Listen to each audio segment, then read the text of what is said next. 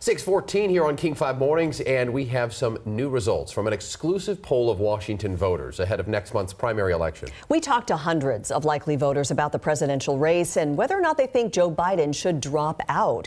King 5's Drew Andre is here with what those voters had to say about this very closely watched election, Drew. Well, that's right, Mimi. Well, I think it's important to note that this was conducted before the assassination attempt on former President Trump.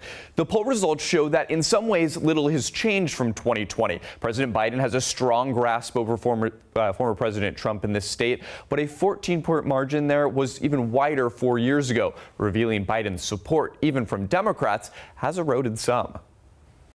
In this same Survey USA poll in 2020, 55% said they'd vote for then-challenger Joe Biden, and 34% supported President Donald Trump.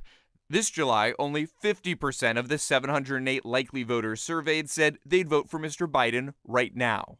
The poll showed 83% said they're set in their vote, but a quarter of independents might change their mind.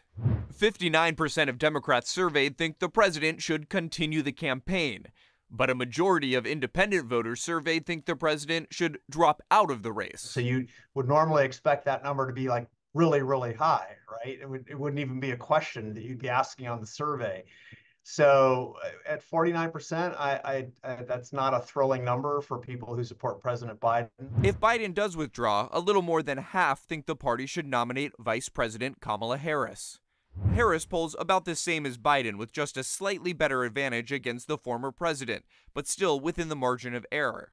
But this week, President Biden said he isn't going anywhere. The idea that I'm the old guy, I'm old, but I'm only 3 years older than Trump, number one.